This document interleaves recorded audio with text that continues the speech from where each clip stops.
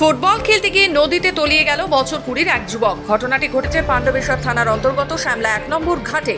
জানা গেছে, জামুরিয়া বিধানসভার এবং পাণ্ডবেশ্বর থানার অন্তর্গত শ্যামলা অঞ্চলের 36গন্ডা গ্রামের 4 যুবক ফুটবল খেলতে পার্শ্ববর্তী জেলা বীরভূমের ভবানীগঞ্জ গ্রামের উদ্দেশ্যে পাড়ি দেয়।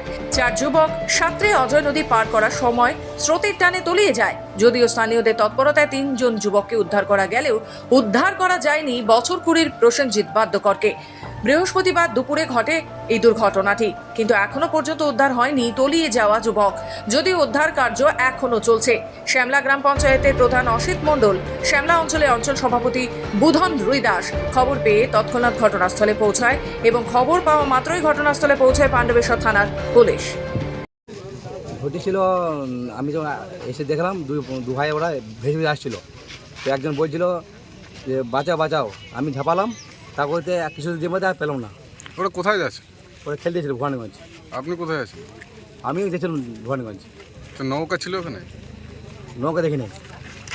আমাদের এখানে 4-5টা ছেলে, 36 ছেলে, কম বয়সী ছেলে, তারা এখানে আমাদের এই পার্শ্ববর্তী বীরভূমের গ্রাম ভবানীগঞ্জে খেলতে যাচ্ছে।